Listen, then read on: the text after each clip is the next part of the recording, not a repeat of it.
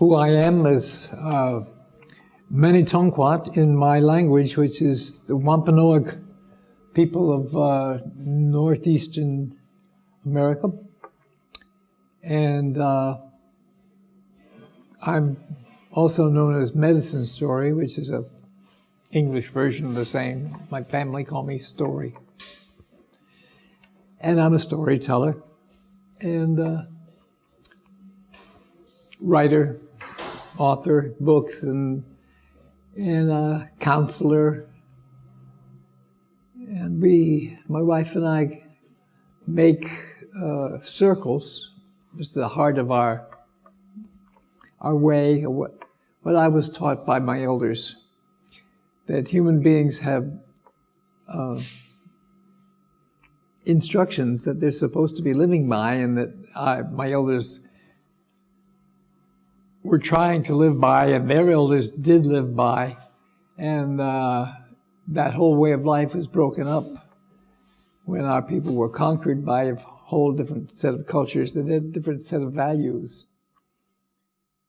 And it seems that those values have not suited humankind very well. It's not a human civilization we have anymore.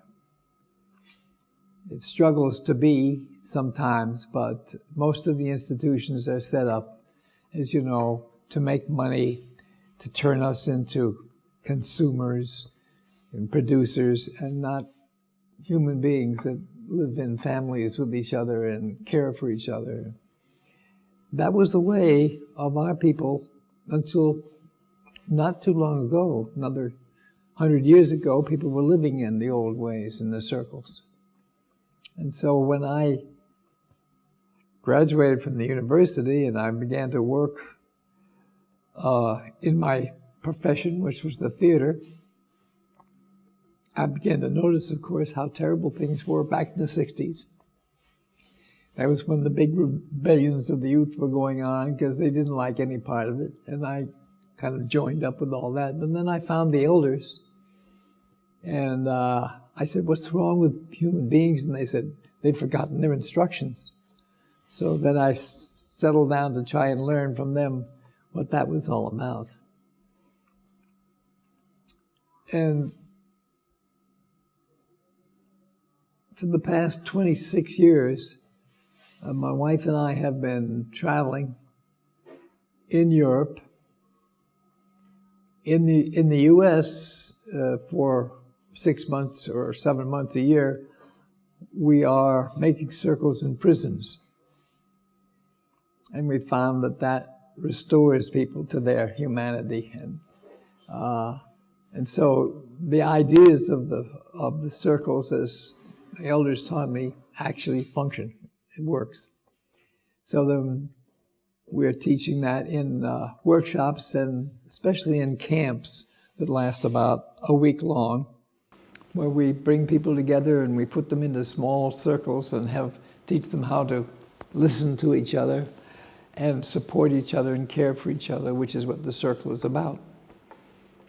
And at the end of a week of that, which is, it sounds like a lot of teaching, but it's a lot of fun and a lot of creativity and so on that's going on. And we're playing with the children a lot and learning from them. So at the end of the week, people say, I can't believe that I've gotten so close to these people that I never knew before. And I can't believe how wonderful life is when we're together and supporting each other and helping each other. And I want to learn how to live this way. Also, during that period of time, I've been involved with a number of eco-villages. Principally, I'm a sort of member at large of the ZEG University. It's a ZEG community. And I go to the summer universities of Tamara because I was close with those people from before they actually get started. And I keep supporting them there. So I know them very well, and I approve of the things that they're doing in the world. I think that community needs to be more than just taking care of us.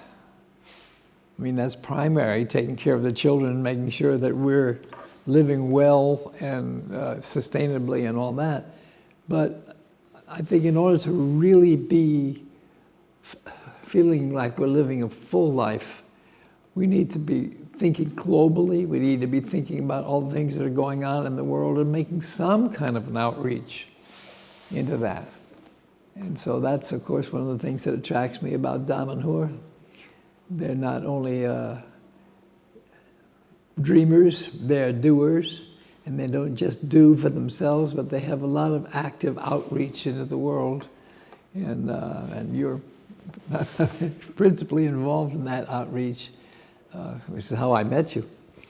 And I really love that, and I want more and more networking and closeness and pulling together an alternative world rather than trying to transform the institutions that are entrenched in their money orientation, pulling away from that and creating a new culture. And eventually, if it's as good as I feel it is, and those of us who come together, and you people here in all these places, our hope, of course, is that the rest of the world will look on and say, hey, they're living better than I am. Maybe I'm on the wrong track here. Maybe I should try and figure out what they're doing. Yeah. So this is your second visit here in Damanhur. Yes. So what is the thing, or what are the things that you find most interesting? Well, they are. One of the things that's interesting to me was that just before my first visit 5 years ago or so, I had just finished writing a book called Changing the World, and that came out of a course I was teaching at a Waldorf high school with kids when we wanted to change the world.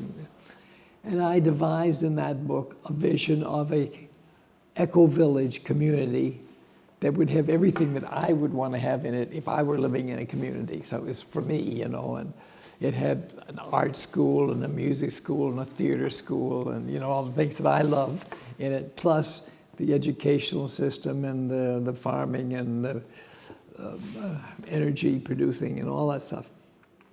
So I wrote the full book and looked at everything in life that I thought people might be interested in that would be nice, and put it all in there. And I read it to one of my camps, and they said, yeah, that's very nice. And then I did a camp just down the road from here. And I said, let's go visit that Damanhur. Well, as we're here, we're only 15 minutes away or so. And we came, and lo and behold, here it was. I've been working on it very, out of my sight, and did exactly the things, the basic things that I was interested in.